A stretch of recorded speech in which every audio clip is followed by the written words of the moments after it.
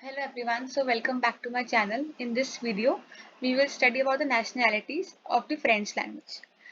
So first start with French.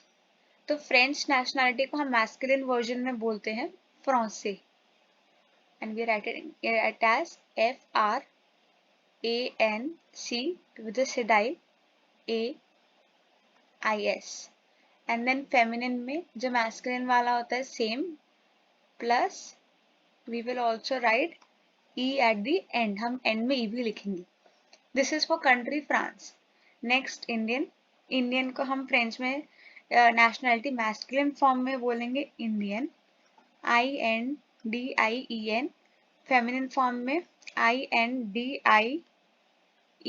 अब यहाँ पे जैसे E ऐड किया था वैसे नहीं करना, हमें N और E दो करना ताकि डबल N और E हो जाए फेमिनिन फॉर्म के लिए. It is and country wise. Then Italian, next nationality. इसको हम masculine form में बोलेंगे Italian. I-T-A-L-I-E-N.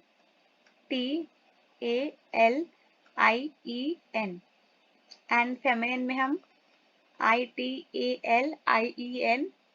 Italian, क्योंकि जैसे सेम हमने वहाँ E-N था, हमने N-E ऐड किया, हम यहाँ पे भी N-E ऐड करेंगे. Then comes British. In masculine हम इसको बोलते हैं Anglais, and we write it as A-N-G-L-A-I-S. And feminine में Anglaise, A-N-G-L-A-I-S-E. And country Angleterre. Then next comes Sogdian, and it is Sogdian in masculine S-A-O-U-D-I-E-N.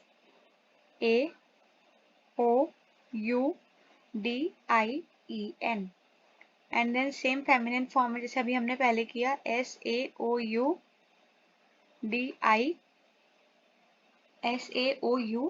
ऐसे U है, then D-I-E-N फिर N-E. Just let me erase it. Just writing it again.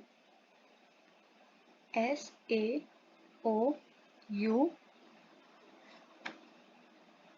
D-I-E-N-N-E.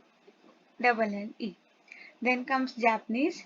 It is in masculine form Japone, J-A-P-O-N-A-I-S. Feminine form में J-A-P-O-N-A-I-S and E.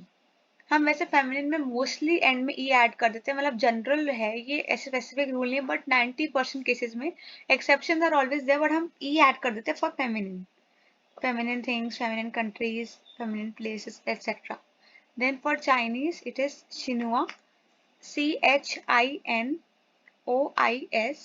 and feminine में again C-H-I-N-O-I-S-E, and it is Xin.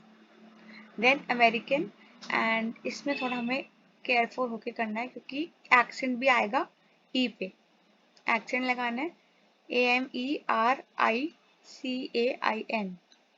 Then feminine में A-M-E-R-I-C-A-I-N-E.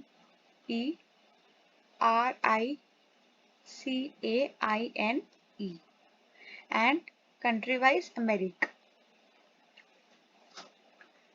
Now comes let's practice an exercise. So